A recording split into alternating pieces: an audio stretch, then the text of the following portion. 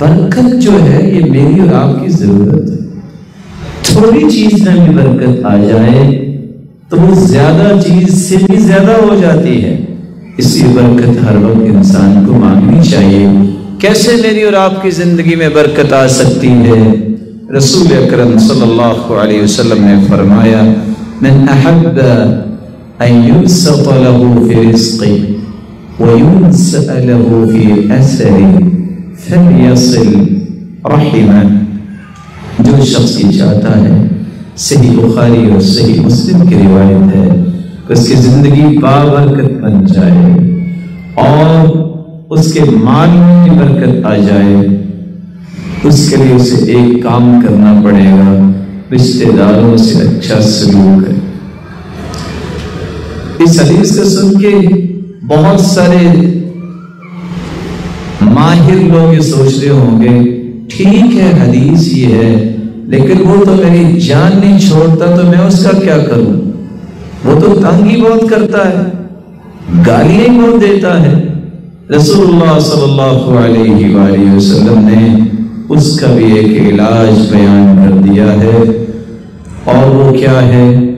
یہ بھی عظمت، ساتویں عظمت کے طور پہ سنیے. ایک صحابی آئے اور آ کے اللہ کے رسول سے سوال کرتے ہیں، یا رسول اللہ ان لی قرابۃ، میرے کچھ رشتہ دار ہیں، اصلهم ويقطعوني، میں صلہ رحمی کرتا ہوں، وہ کاٹ کاٹ کے پھینکتے ہیں، اور جاؤ مجھے آپ کی ضرورت نہیں ہے کیونکہ مال آ گیا، کیونکہ اس وقت اللہ تعالیٰ نے ان کو غنی بنا دیا. اصلهم ويقطعوني، میں تو صلہ رحمی کرتا ہوں اور وہ توڑتے ہیں. وأحسن إليه ويسيئون إليه، میں احسان کرتا ہوں، وہ برائی کرتے ہیں. وأحلم عنه ويجهلون علي، میں تو حلم بردباری سے کام لیتا ہوں، وہ ہمیشہ جہالت برتتے ہیں. تین باتوں کے جواب تین. میں صلہ رحمی کرتا ہوں، وہ کیا کرتے ہیں؟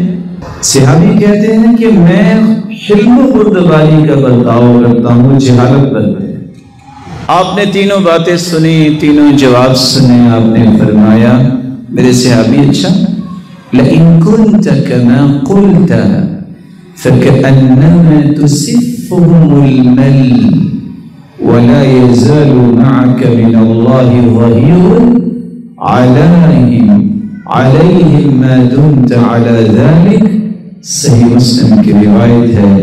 میرے صحابی جب تک ایسا کرتے رہو گے اس وقت تک ایک فرشتہ تمہاری حفاظت اور نگرانی کے لیے اللہ تمہارے ساتھ ہی رکھیں گے.